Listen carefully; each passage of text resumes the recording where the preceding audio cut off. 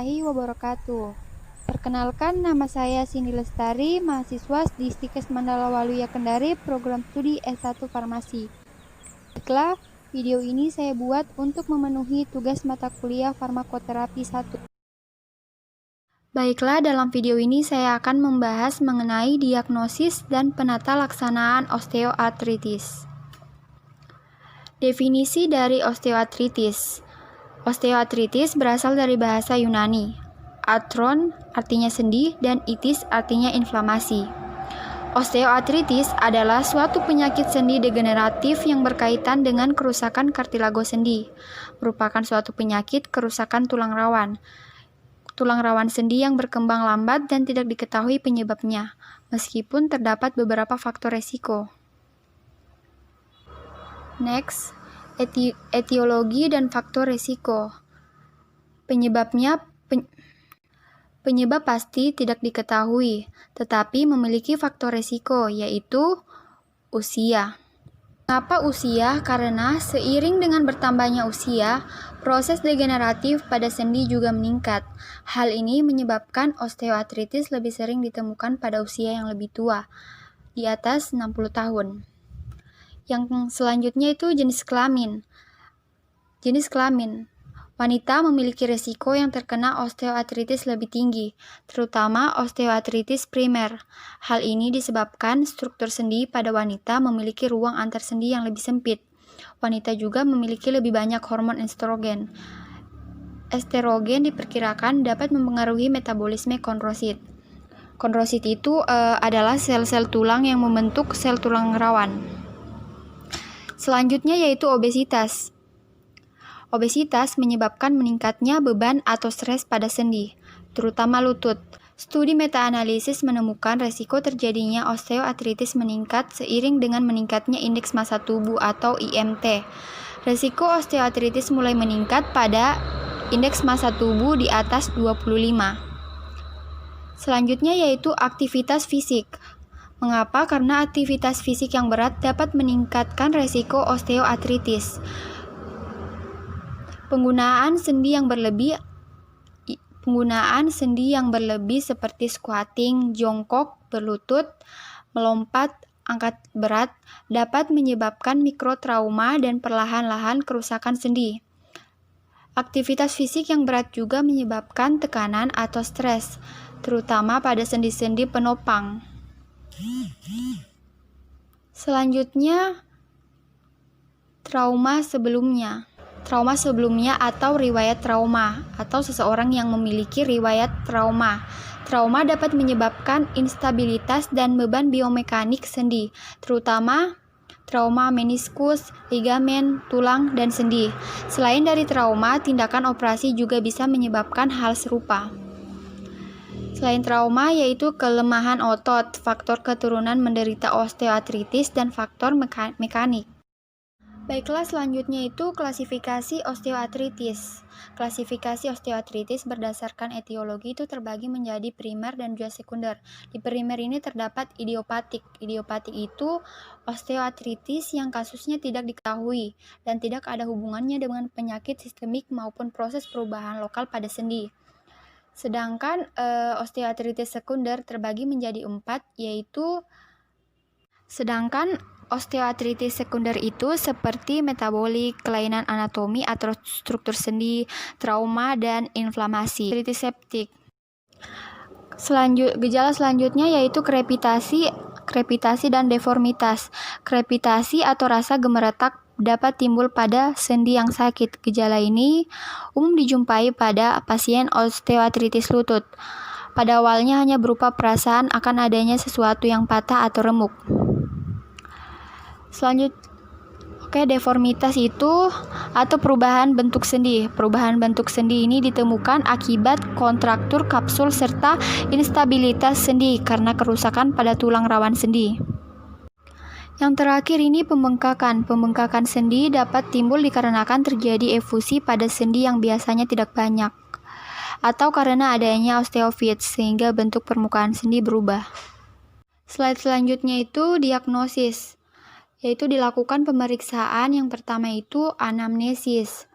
Berdasarkan kriteria klinis, ketika ada pasien yang mengalami nyeri lutut, kemudian mengalami 3 dari kriteria klinis, yaitu krepitus saat gerakan aktif, kaku sendi kurang dari 30 menit, usia di atas 50 tahun, pembesaran tulang sendi lutut, nyeri tekan tepi tulang, tidak terasa hangat pada sinovium sendi lutut. Selanjutnya itu pemeriksaan fisik. Selanjutnya yaitu pemeriksaan fisik. Nah, dalam pemeriksaan fisik ini, hal yang dilakukan yaitu ditentukan body mass index-nya atau BMI. Diperhatikan gaya berjalan, apakah dia pincang, terus adakah kelemahan atau atrofi otot, terus tanda-tanda inflamasi atau efusi sendi, lingkup gerak sendi, nyeri saat pergerakan atau nyeri di akhir gerakan, krepitus, deformitas atau bentuk sendi yang berubah, gangguan fungsi atau keterbatasan gerak sendi, nyeri tekan pada sendi dan paritikular, penonjolan tulang, pembengkakan jaringan lunak, instabilitas sendi. Yang selanjutnya yaitu pendekatan untuk menyingkirkan diagnosis lain. Hal ini dilakukan agar tidak adanya komplikasi seperti adanya infeksi, adanya fraktur, kemungkinan keganasan, kemungkinan artritis reumatoid, dan juga kemungkinan penyakit lain. Selanjutnya itu pemeriksaan penunjang, yaitu pemeriksaan darah. Hal ini membantu menyingkirkan diagnosis lain dan monitor terapi. Serta pemeriksaan radiologi yang dilakukan untuk klasifikasi diagnosis atau untuk merujuk ke ortopedi. Yang terakhir yaitu perhatian khusus terhadap gejala klinis dan faktor yang mempengaruhi pilihan terapi atau penata laksanaan osteoartritis. Yang dilakukan yaitu disingkirkan diagnosis banding. Pada kasus dengan diagnosis yang meragukan, sebaiknya dikonsulkan pada ahli reumatologi untuk menyingkirkan diagnosis lain yang menyerupai osteoartritis. Umumnya dilakukan artrosentesis diagnosis. Ditentukan derajat nyeri dan fungsi sendi, diperhatikan dampak penyakit pada status sosial seseorang, diperhatikan tujuan terapi yang ingin dicapai, harapan pasien, mana yang lebih disukai pasien, bagaimana respon pengobatannya, dan faktor psikologis yang mempengaruhi. Next yaitu tata laksana. Tujuan dari penata laksanaan osteoartritis ini yaitu untuk mengendalikan nyeri, optimalisasi fungsi sendi, mengurangi keterbatasan fisik, meningkatkan kualitas hidup, menghambat terjadinya komplikasi dan progresivitas penyakit. Tata laksana osteoartritis ini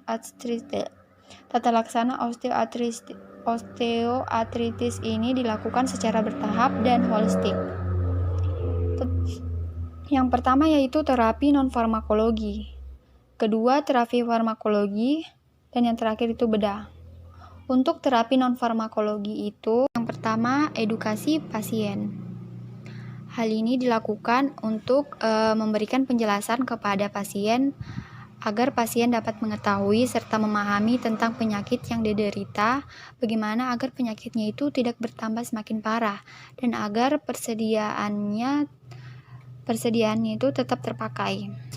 Terus, ini itu untuk berat badan yang berlebih di atas 25 body mass index-nya. Bila berat badan berlebih, body mass index-nya di atas 25, perlu dilakukan program penurunan berat badan. Minimal penurunannya itu 5% dari berat badan. Dengan target body mass index itu 18,5 sampai 25. Terus program latihan aerobik. Nah, sebenarnya itu olahraga yang dianjurkan bukan hanya latihan aerobik, tetapi ada juga seperti olahraga akuatik, jalan cepat, tai chi, dan aerobik. Karena kan olahraga yang saya sebutkan tadi itu adalah olahraga yang tidak memberi beban terhadap sendi. Selanjutnya yaitu terapi fisik yang meliputi latihan perbaikan lingkup gerak sendi, penguatan otot-otot, dan alat bantu gerak sendi. Dengan menggunakan tongkat pada sisi yang sehat. Yang terakhir ini terapi okupasi yang meliputi proteksi sendi dan konservasi energi menggunakan splint dan alat bantu gerak sendi. Oke, untuk terapi non farmakologi itu saja. Kita next terapi farmakologi. Nah, terapi farmakologi ini terbagi atas pendekatan terapi awal dan juga pendekatan terapi alternatif. Kita akan bahas mengenai pendekatan terapi awal. Yang pertama ini untuk osteoartritis dengan gejala nyeri ringan hingga sedang, yaitu dapat diberikan salah satu obat bila terdapat kontraindikasi pemberian obat. Yang pertama ini acetaminophen, kurang dari 4 gram per hari. Dan obat antiinflamasi non-steroid atau OAINS seperti natrium niklofena.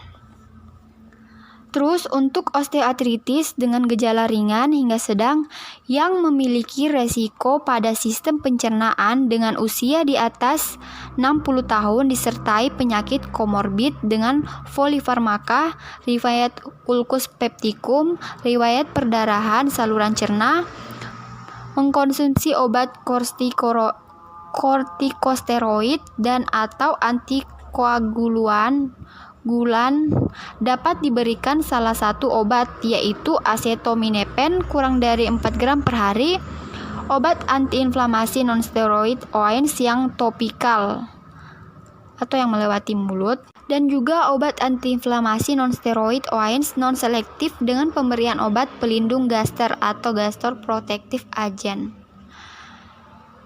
Oke, untuk nyeri sedang hingga berat dan disertai pembengkakan sendi, aspirasi dan tindakan injeksi glukokortikoid intraartikular, misalnya triamcinolone hexatonid 40 mg untuk penanganan nyeri jangka pendek 1-3 minggu dapat diberikan. Selain pemberian obat antiinflamasi non-steroid per oral OAINS, yang untuk pendekatan terapi alternatif, ini yang kedua ya. Bila dengan terapi awal tidak memberikan respon yang kuat, dapat dilakukan yang pertama untuk penderita dengan keluhan nyeri sedang hingga berat dan memiliki kontraindikasi pemberian COX-2 inhibitor ini atau penghambat enzim sikloosigenase 2 yang spesifik dan OAINS. Dapat diberikan tramadol 200-300 mg dalam dosis terbagi yang manfaatnya dalam pengendalian nyeri osteoartritis dengan gejala klinis sedang hingga berat yang dibatasi adanya efek samping yang harus diwaspadai seperti mual, konstipasi, pusing, somnolen, dan muntah. Pertama ini terapi intraartikular seperti pemberian hyaluronan atau kortikosteroid jangka pendek 1-3 minggu pada osteoartritis lutut, dan juga injeksi intraartikular atau intralesi. Baiklah, mungkin itu saja yang dapat saya jelaskan. Lebih dan kurangnya mohon dimaafkan. Wabillahi taufiq wal hidayah. Wassalamualaikum warahmatullahi wabarakatuh.